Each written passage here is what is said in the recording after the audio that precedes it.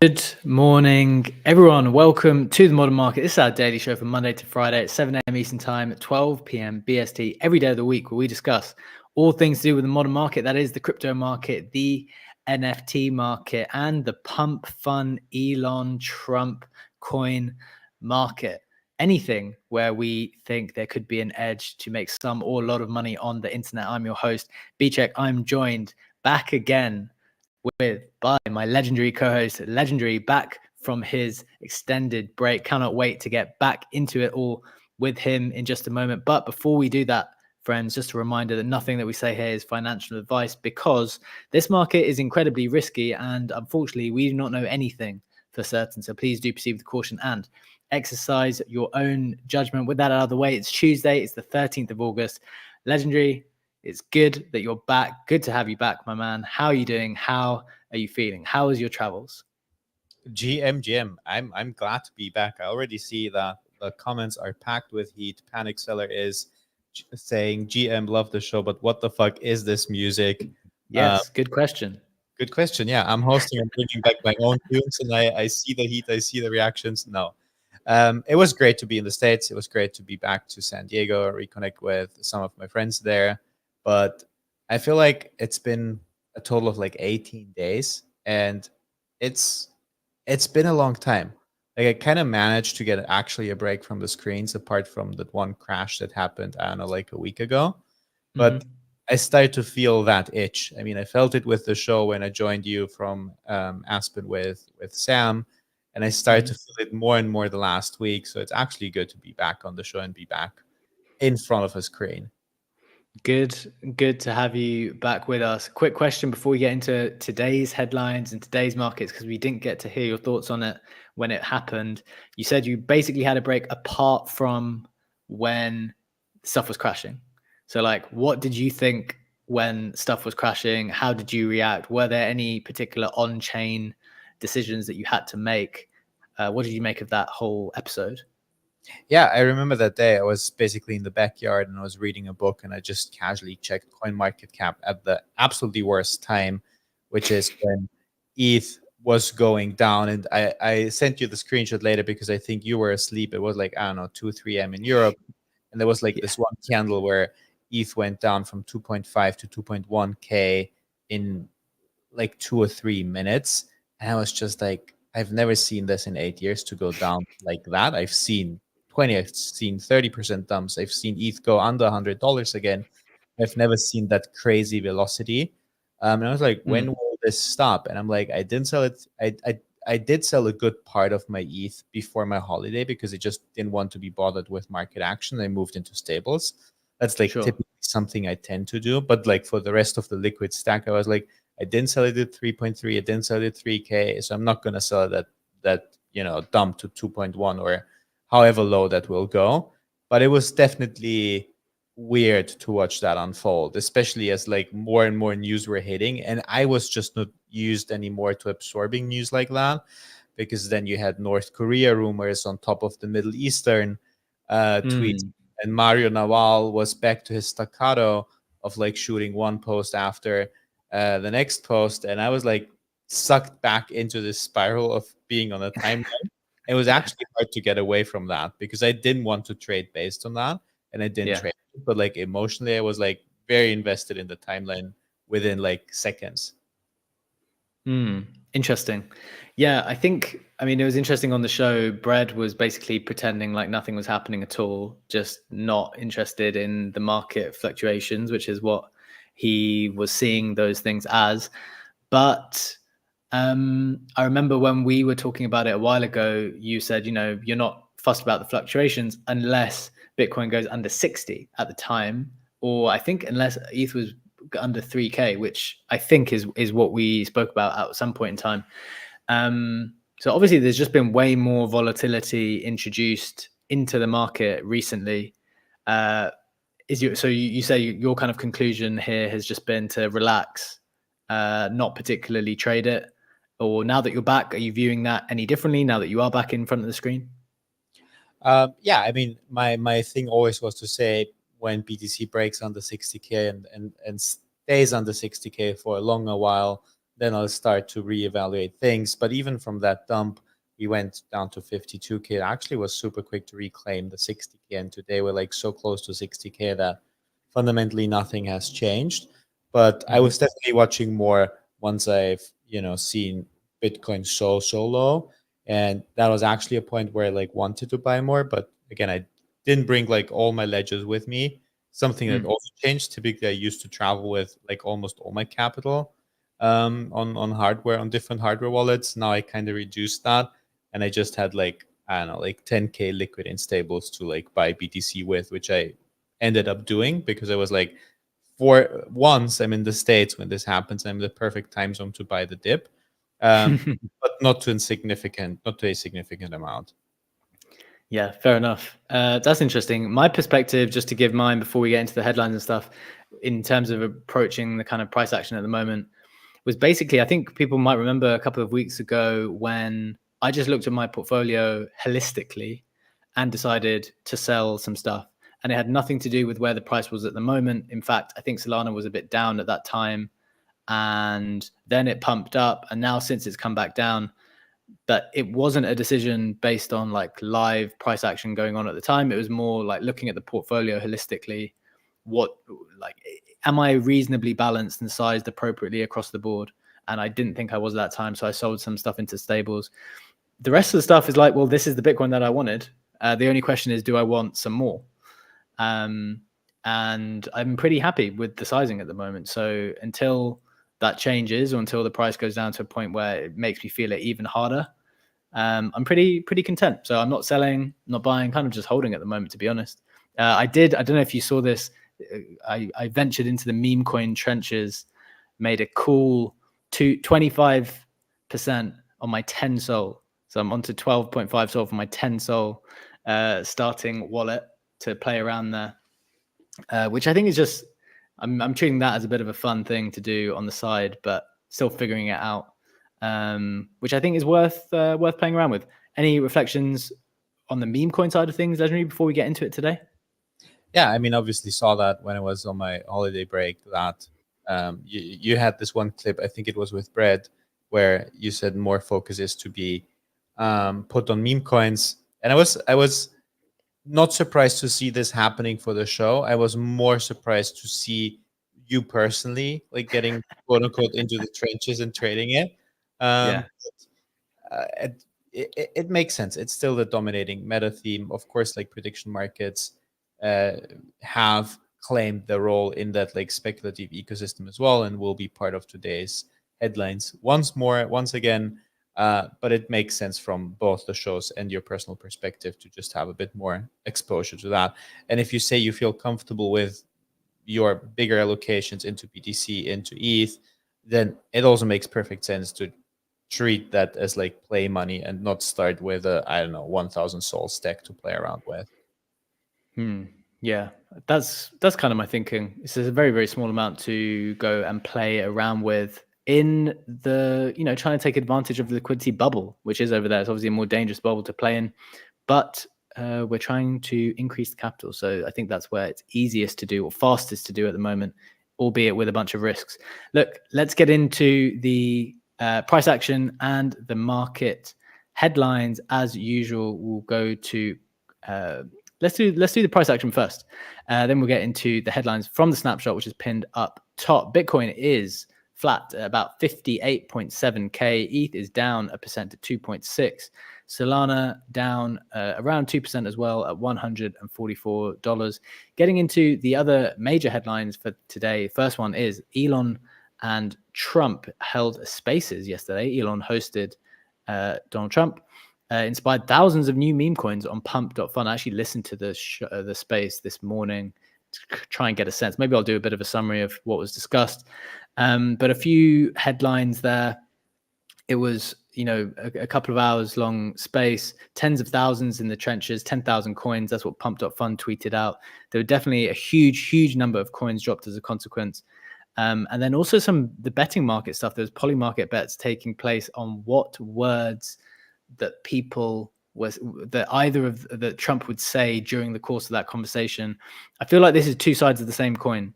There's the Polymarket behavior, and then there's the pump fund behavior. Both are two sides of the same coin, just depends how you want to play it. So we're going to be comparing and contrasting those two things in just a little bit.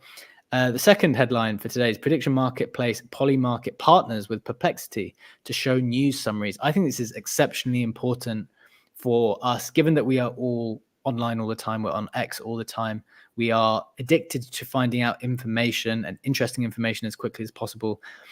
This is the news that prediction market Polymarket, which lets users bet on real world events, is partnering with AI powered search engine Perplexity to display news summaries of events. When users click on an event on Polymarket, they will now see a summary of news related to the event based on search results from Perplexity. There's also a search box that you can use to ask more questions. So we'll be diving into that more, considering whether Google will get supplanted on some level with this new developments in AI and what that means for us as people who are creating content on the internet a lot. A few notable sales from around the space. Tyler Hobbs Fidenza selling for 23.5 ETH, Milady Alien selling for 8.76 ETH, and an Azuki Golden Shuriken selling for 9.6 ETH. That's the headlines. That is the price action, Legendary. Let's head over to our NFT marketplace partner, Mintify. I wondered if there's anything that is catching your attention in particular. Yeah, it's quite interesting because I've been a bit dissociated from the JPEG markets for the last 2 weeks. So it was actually the first time that I viewed what was going on, and I saw, oh, okay, apes have flipped pudgies again, which certainly isn't news for anyone in listening in this space, but it was news for me to see.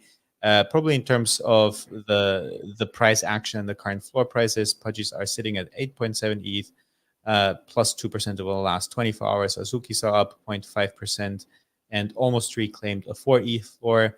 And Miladys are down 0.5% at 3.9 ETH. So currently Azuki leading Miladys in floor price, which again for me is a new development to see.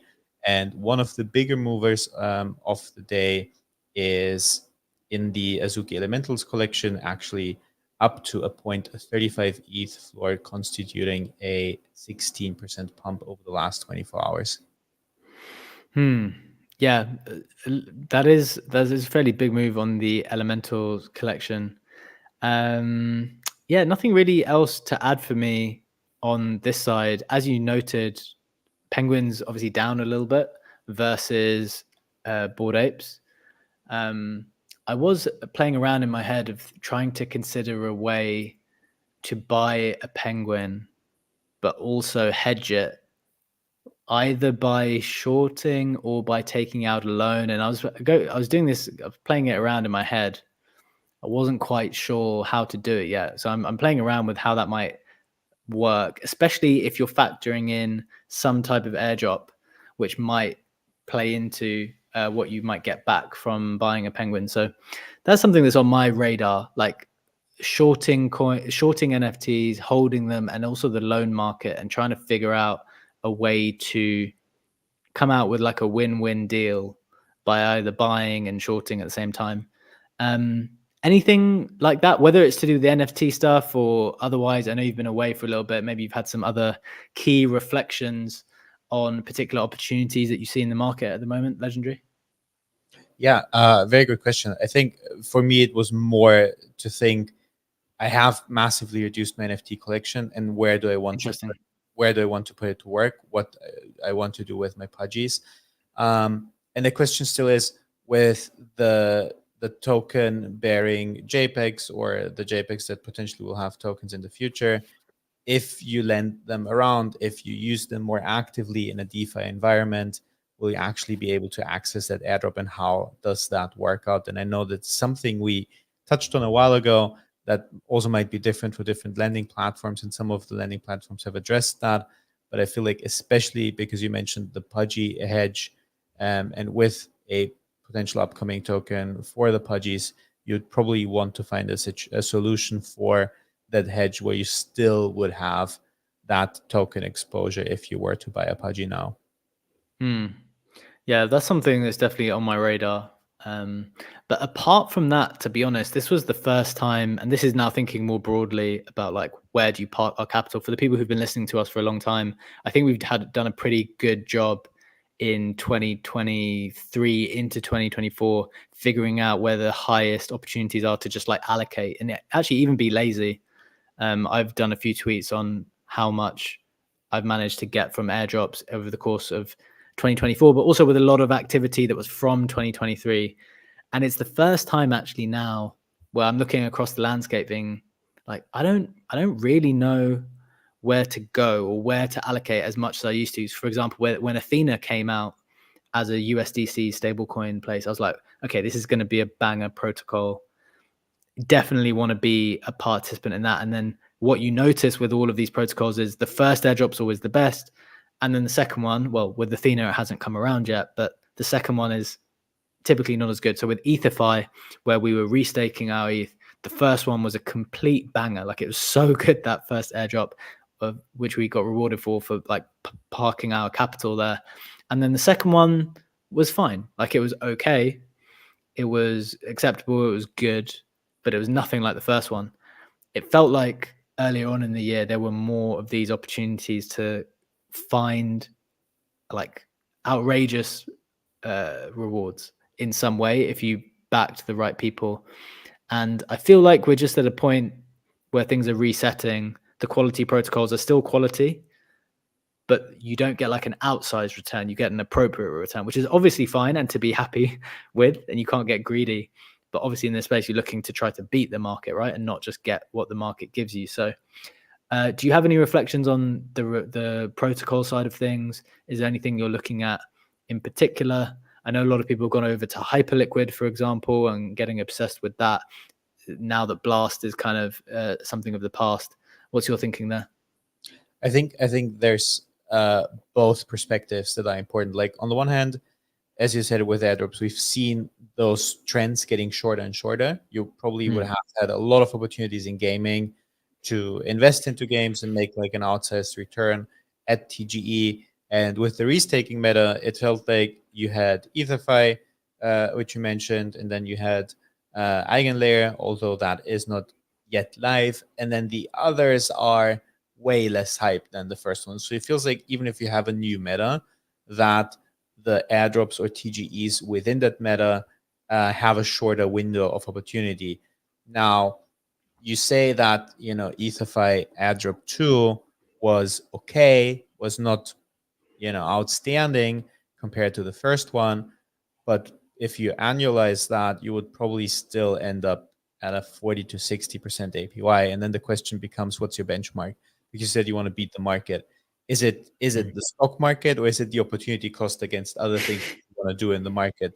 Because the stock market, you're beating that by far.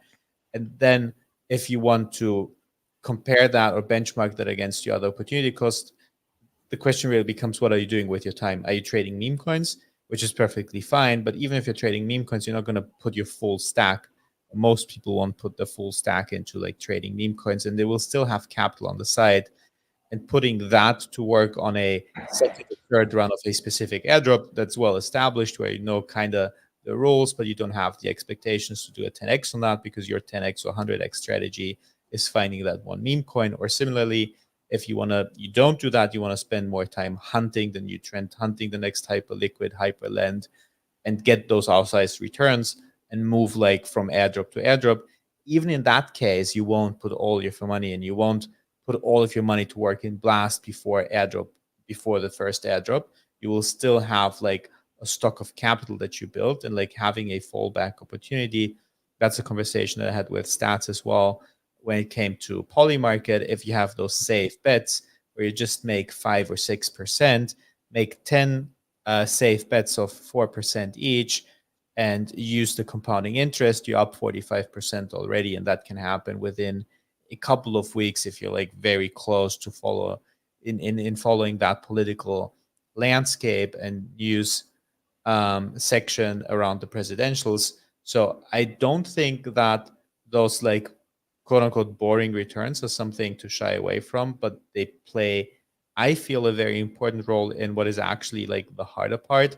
It is once you've made like an outsized return with an airdrop, with a meme play, with a JPEG flip, to actually keep those profits and also grow them at a healthy rate and not just gamble everything away with the next trend that you are chasing with your entire stack.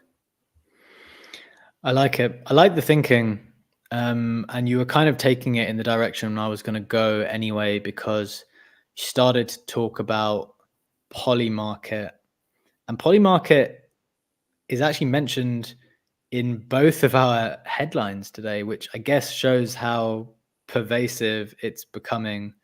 On the one hand, we had the Elon and Trump space yesterday, and there were people betting on that with Polymarket. On the other hand, the prediction that they partnered with Perplexity, which is an AI search engine, to kind of help inform search results with this betting market.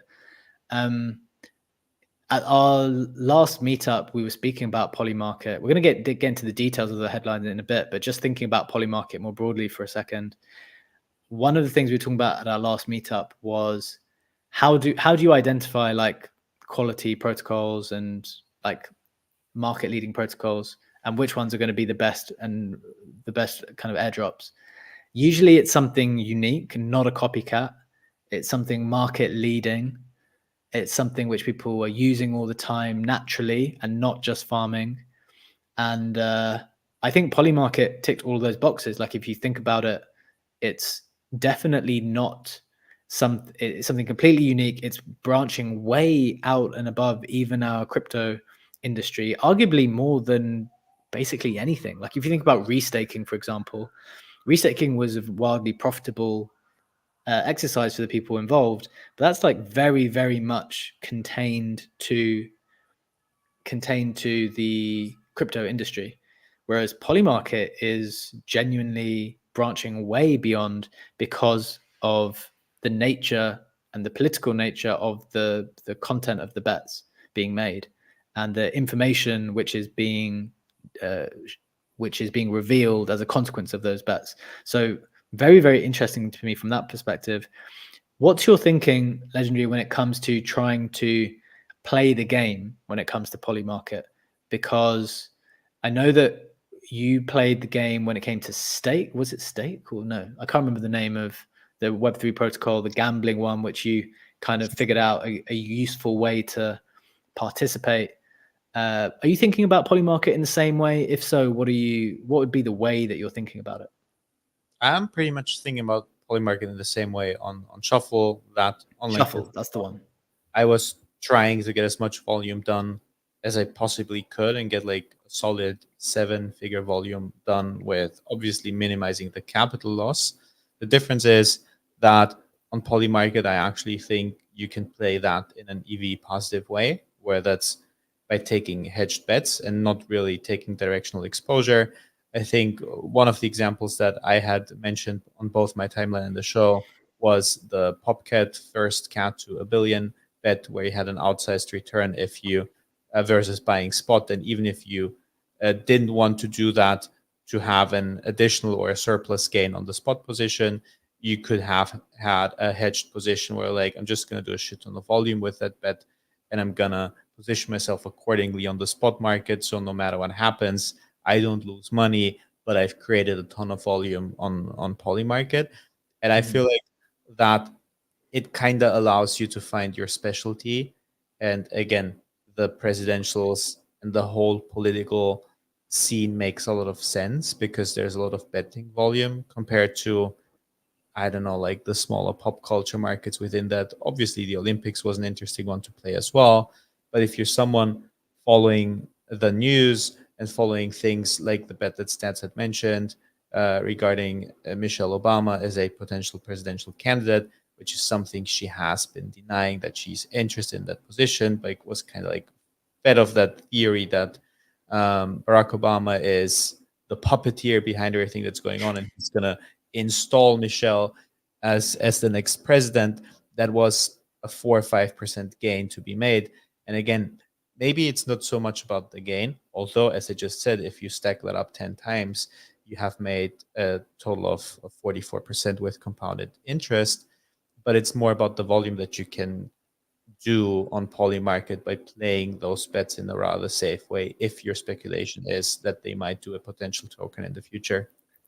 Yeah, the one thing that I think would be really important to point out to people before people just run off and think, right, I'm going to place 10 $50 bets, or even 10 $100 bets, and farm the airdrop. Like, the thing that will almost definitely happen is the same thing that happened to people on YOLO games, Yeah. on Blast, where people were betting what would consider reasonable amounts for them, which is fine, risk adjusted.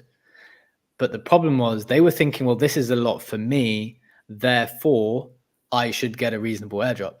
But that's not how airdrops are calculated, obviously, because it will be a proportion of the total volume and activity of the protocol itself. So if you do $10,000, but the protocol is doing billions, it's unfortunate, but the $10,000, even though that might feel like a lot to you, that's just a drop in the ocean in comparison to the total volume being done on that protocol. And as a consequence, your airdrop is going to be really, really small. So people need to be very, very cautious of expectations when it comes to for protocols that are actually very, very successful and wildly successful and doing a lot of volume, because the more volume the protocol is doing, the more you're going to have to do to get a slice of it. And that's just one of the things I saw multiple people get hurt on in the past, because they thought, wow, this is a successful protocol.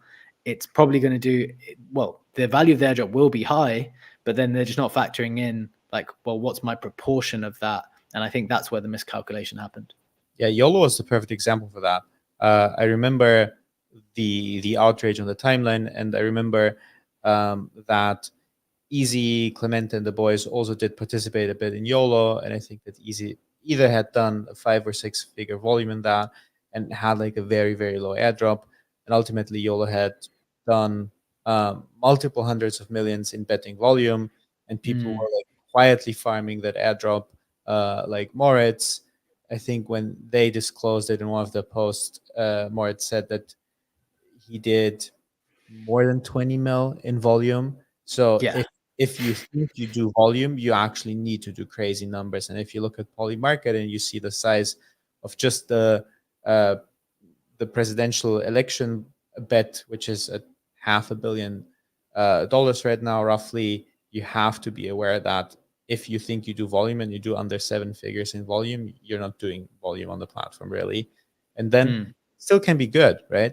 That again Yeah. goes back to say, if you make 10 or 15% as a annualized return on your airdrop farming there, that's still a good outcome. It's just not the expectation to 10x your capital with a volume that's insignificant to the total betting or predicting that happens on the platform. I think that's the crucial point. Ultimately, it's just about being aware of it and adjusting your expectations as a consequence. It's not necessarily bad. You're still going to get something.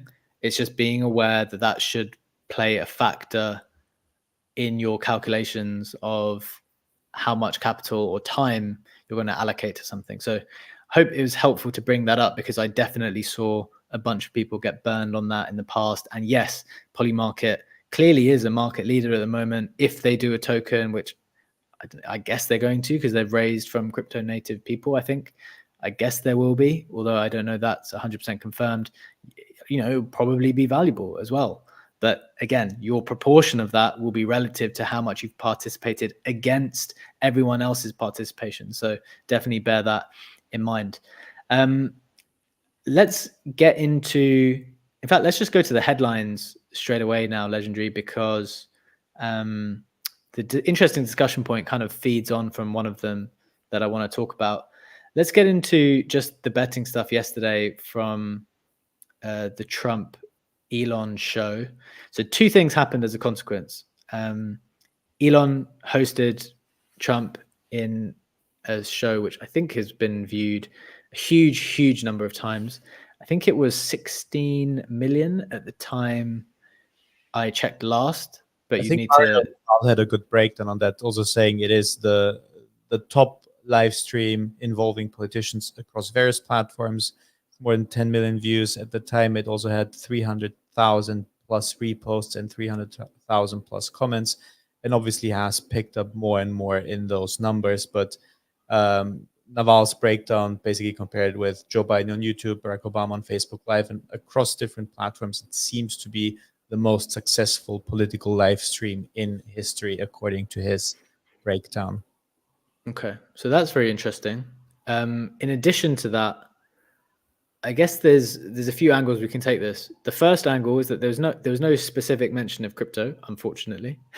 They just, as a quick summary of some of the things they did discuss, they discussed energy, they discussed the border, they discussed those are the two main things that stuck in my mind. They discussed crime, they discussed kind of freedom of speech and these types of things. So it was very much like a broader political discussion. So nothing explicitly crypto. I'm sure lots of people were kind of listening in, hoping that they would take the conversation in that direction. So as it relates to our show and being crypto focused, there was no specific mention of crypto.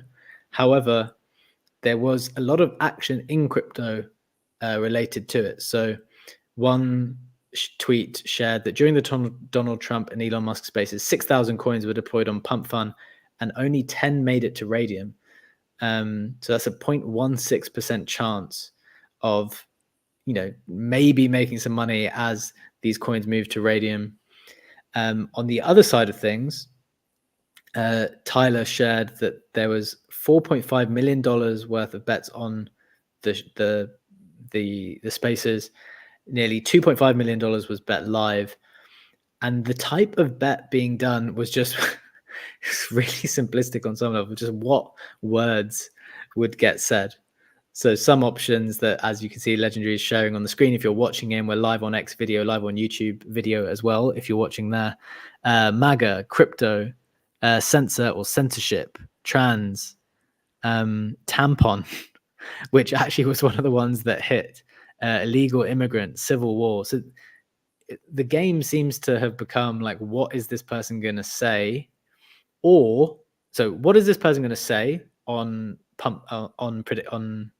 Polymarket? That's the game over there. On Pump Fun or on the meme coin side, it's like trying to figure out a word that they say and then just send it. Just send a word that they say. So on the one hand, you're gambling on what they're going to say in advance. On the other hand, you're gambling on something which has been said after the fact. Legendary, what's going on with these games? Like, is this a hopeless pursuit? Which of these games do you prefer as a speculator? I mean, it kind of seems that the meme coin is more of the leveraged bet, because you have to be right that the term gets said, the meme coin gets created, and it's a part of the 0.16% that actually, in this case, even make it to Radium. And then even if you make it to Radium, there's still a lot of way to pump and grow from there. And then the pumped market is kind of, as crazy as that sounds, is the more like conservative thing. Like, you could bet that they will touch on illegal immigrants, and that is probably one of Trump's favorite words, especially if they talk about the assassination, which is what they did in the beginning, and which is a way how Trump has been retelling that story by mentioning he was looking at the slide about illegal immigrants, and he said it over and over and over again.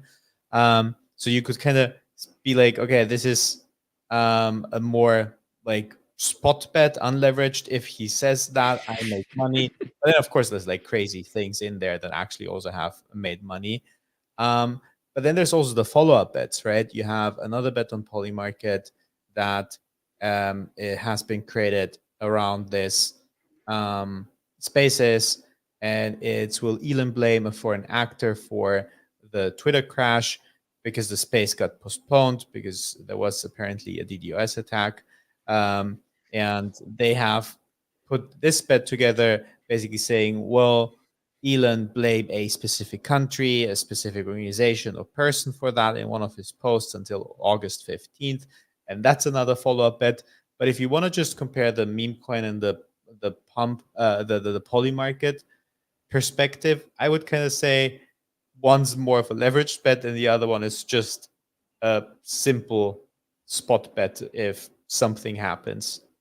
Interesting. I heard once, I think we've said it on the show before, Pump Fun is for Zoomers, Polymarket is for Boomers. Yeah. And I agree with it. I just tried to come up with like a different analogy to not be repeating that over and over. yeah, exactly. Like, there's something, the fact that you can be right with the difference to me is with Polymarket, you can be right and you win. Whereas if you are right, it's just not clear what right is in the meme coin market. You can be right in that, you've bought a coin that someone said, but it can go up and then just go straight down, and you can lose within just a few hours. So far less clear, and maybe that's why your analogy with leverage kind of makes a little bit more sense. It's definitely the more risky option, obviously, with just a bit higher upside, and that's how that kind of thing works.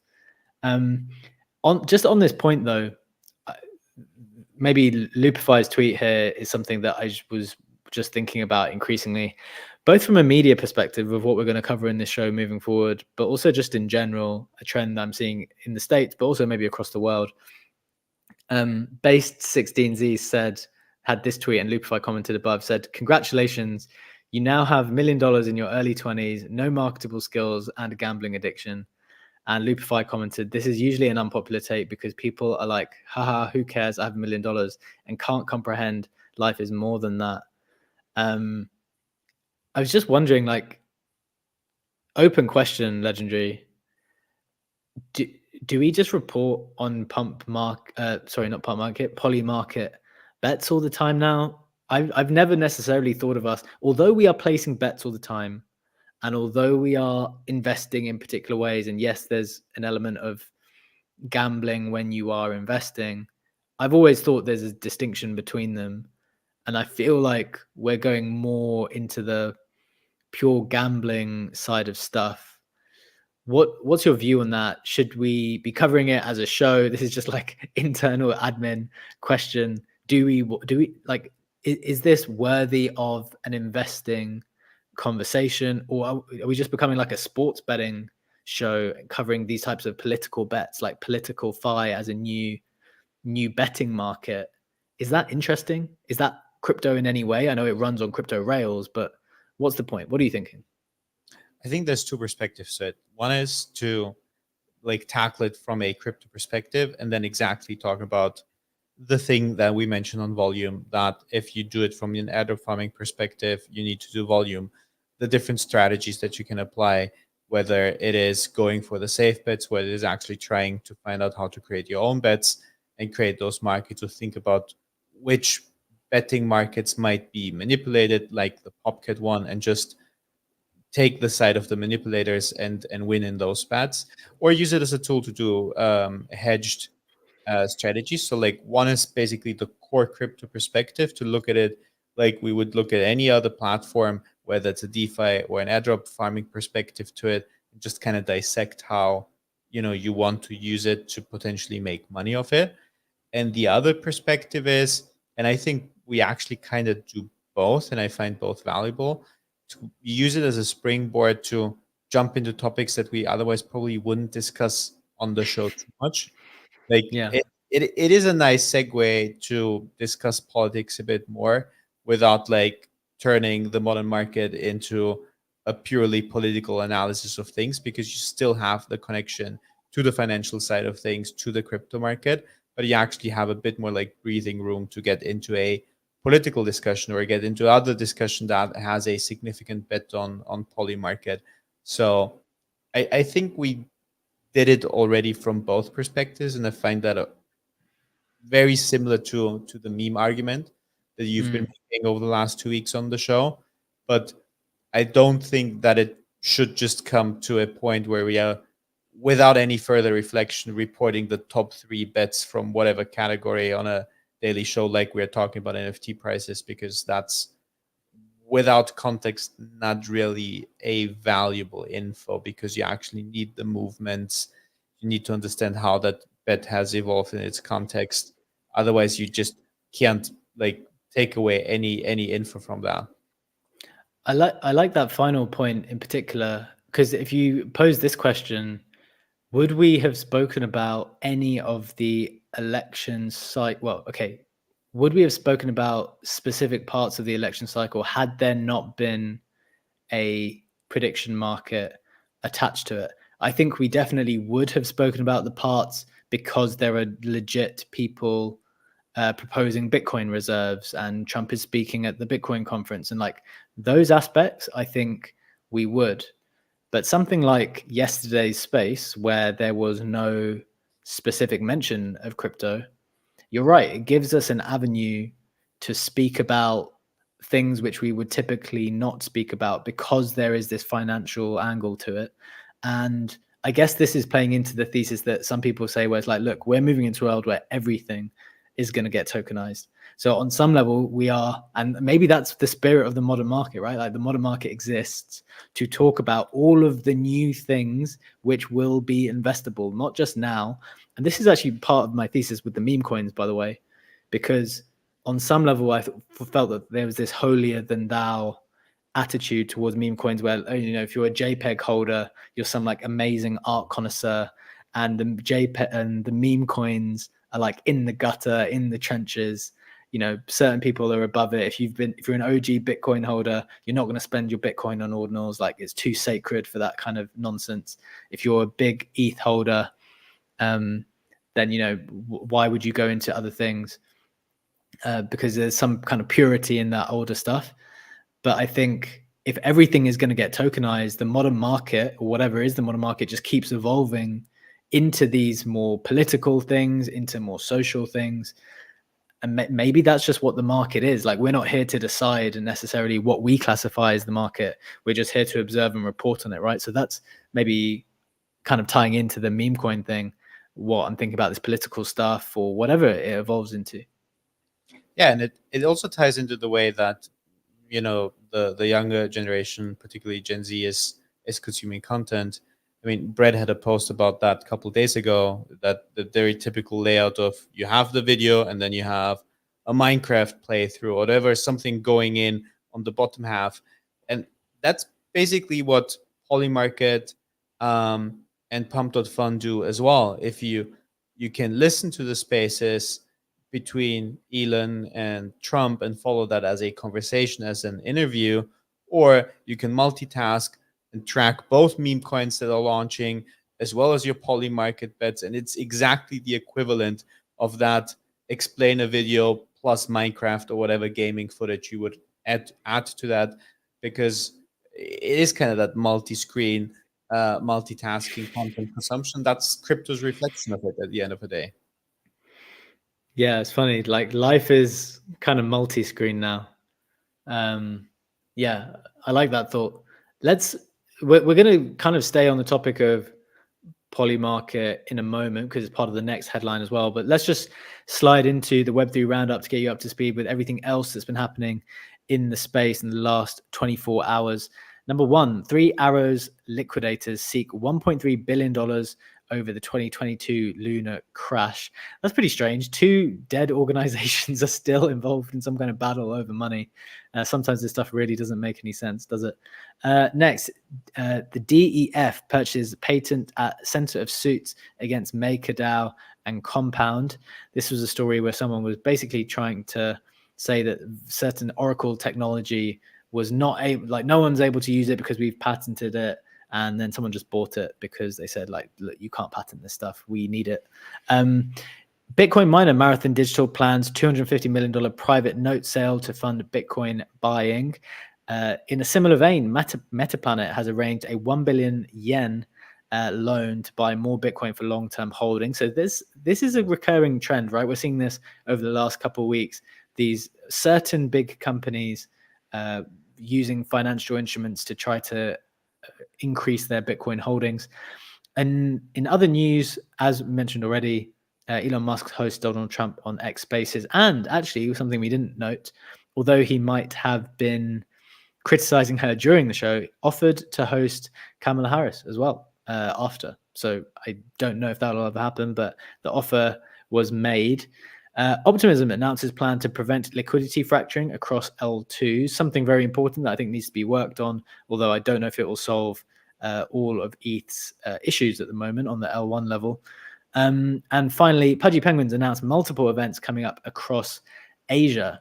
All kinds of stuff happening. I think there's Korea Blockchain Week. There's Token 2049 in Singapore, where we will be.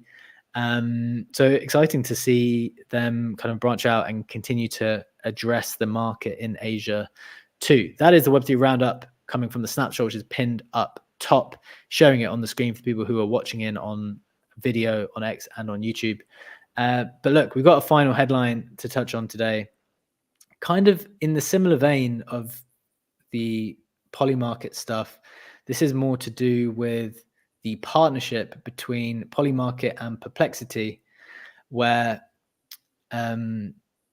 prediction market Polymarket, which lets users bet on real world events, is partnering with AI powered search engine Perplexity to display news summaries of events. When users click on an event on Polymarket, they'll now see a summary of news related to the event based on search results from Perplexity. There's also a search box that you can use to ask more questions. Perplexity will also use some data from Polymarket, such as election trends, to show visuals in the answers. These visuals will be generated using another AI platform. They had this to say: this tie-up follows a similar partnership for Polymarket that saw Substack letting writers embed prediction data from the prediction marketplace. So, Legendary, this is my thinking here. I just think this is really significant because I've been a big proponent recently of saying that the Google search product is useless. Like, for years now, I've been saying that when I search for something on Google, and look, I want to take the political bias stuff. I know that exists at the moment. People are saying when they search for Donald Trump, they're getting other results. And when they search for Kamala Harris, they're getting something. Put that aside. I'm just saying I'm searching for like a thing that I want. And instead of getting the thing, I get like a bunch of sponsored posts, and the sponsored posts get deeper. And then there's a carousel on top before I even get to it. It's like when you turn that tap on, they don't know how to switch it off and just give you the thing that you need straight away. So I think the product is deteriorating. Of course, they've got a huge monopoly on search nevertheless. But I've been wondering whether ChatGPT would be the thing to disrupt it in some way. But maybe there's these other interesting options. I don't know if you've used Perplexity before, what you think about it, but this combination of data from prediction markets with an AI search engine, like, can you see Google getting disrupted in this way from a consumer perspective? Yeah, no, absolutely agree with you. I don't know if it's already a live feature for your search as well on Google, that you get like the Google AI overview on top. Like, I basically stopped using Google and have moved to ChatGPT for most of the more complex things. And ever since I have that implementation where I get basically I Google something and I get an AI answer on top, and then I get the regular search results, it's more useful again, especially Interesting. if you go to more complex questions. Like, real life example from my flight back yesterday, I was flying from San Diego via Chicago to Vienna, and if I chose to fly business, and if you fly business, you can't use the United lounge in the connecting airport. You can only use it at the start of your journey, which for me would have been San Diego. And then I also have my American Express, and I have a priority pass. And then my question simply was, I have 4 hours in Chicago. I need to change terminal. What lounge can I access with the combinations of things that I have going? Flying with the Star Alliance part and having those 2 cards. In Google search, it took me like 4 or 5 searches to like find some lounges, etc. And it wasn't like a good answer. And I was like, ChatGPT had the perfect answer and also told me which one is the best traded. And it took me essentially 1 minute to find that out. And if you look Yeah. at CoinMarketCap, where you see the charts and you start to have like news events now implemented in them as well, it is super helpful. And I feel like the more complex things get, the less useful the old school simple search results are to answer whatever your question is or give you the information that you need in one single go. And that's where you absolutely need to have AI coming in. And I think it's significant from that perspective, but I also think it's significant from the other perspective, which you also had mentioned, that Polymarket has also the partnership with Substack to have their data embedded there, because we said that Polymarket is so unique and special because it actually manages to break out of the crypto world, but it's also not something that just happens by itself. It's something that they help proliferate by building a good API that others want to use and building those integrations. And that's definitely a very smart part of their business strategy. It's very, very interesting, isn't it? Because you feel like Google for a long period of time has been a source of truth.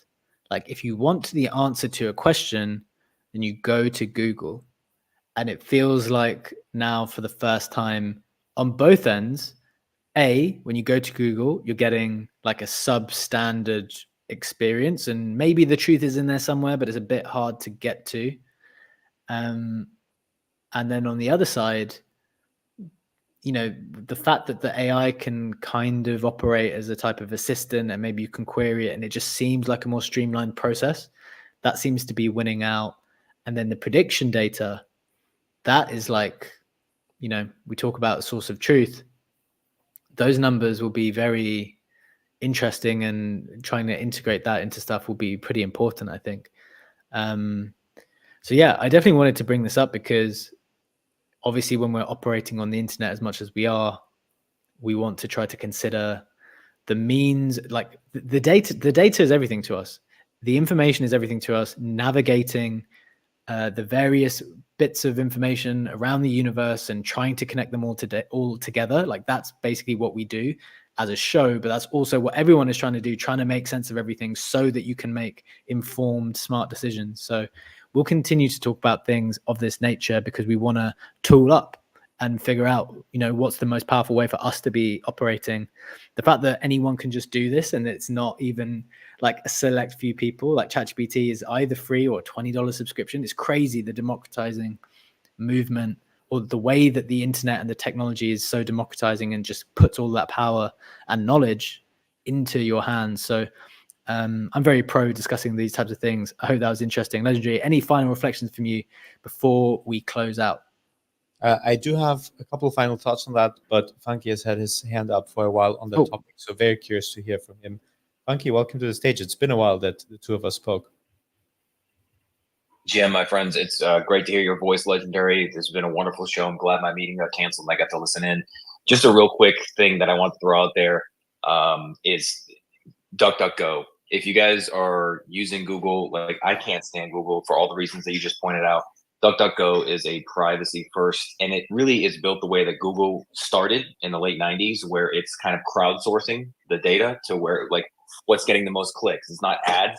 Just to give you a quick example, I looked up for something. I was looking for a very specific, kind of piece of data, to your point, B. And I went through like 4 or 5 pages of Google, didn't see anything about it. And I just went to DuckDuckGo and I looked it up, and it was on the first page, and it was probably like the 5th or 6th link for that piece of information that I was seeking. So if you haven't ever used DuckDuckGo, I would highly recommend giving it, checking it out. It's, and so that's just something I want to throw out there. But otherwise, love the show and the conversation today. Yeah, DuckDuckGo is a good search engine, similar to that Ecosia, which is very similar in how it works to DuckDuckGo. But I think also every time you search something on them, they're planting a tree as well, so they have that mission as well. I do think that as much as I like to criticize the European Union for over-regulating things, that's actually one of the good things that they did is when you get a new smartphone in the EU, that is, and you set it up, it actually now has to show you, hey, the default search engine is Google, but do you want to use another one? And they come up with a list that also includes DuckDuckGo and some other search engines, because it's been just such a given to give Google the monopoly on searching stuff on the internet. And it's such a vital part of our lives. So regulation-wise, one of the good things that came from the EU. Yeah, I mean, to that point, I think Google just got whacked with an antitrust thing. And this is very, very complicated, this stuff. Like the antitrust rules are extensive and fairly complicated, but I think Google just got whacked in the States for being for paying Apple a huge amount of money to be their default search provider. As you just said, when you go into the bar, it automatically uses Google, and they pay for that quite a large amount as well. And they just got whacked with it. So we'll see. Maybe this is the start, or just the kind of crumbs of an unwinding of their kind of enormous monopoly that they have on search. So we'll see how that plays out. But guys, that was a great show. Great to have Legendary back in this hot seat. We do this every single day, Monday to Friday, 7 a.m. Eastern Time, 12 p.m. BST. We're live on X. We're live on YouTube as well. Remember, we will talk about all things to do with the modern market. That means, yes, we'll talk about the crypto market. Yes, we'll talk about the NFT market, but we will branch out broader into interesting things on the internet, because we are all attempting to kind of leverage ourselves up and better ourselves with the way that we interact with each other on the internet and propel ourselves forward. So hope that was interesting. We will be back again tomorrow. Take care. Have a wonderful day, and we will see you on the other side. Bye-bye.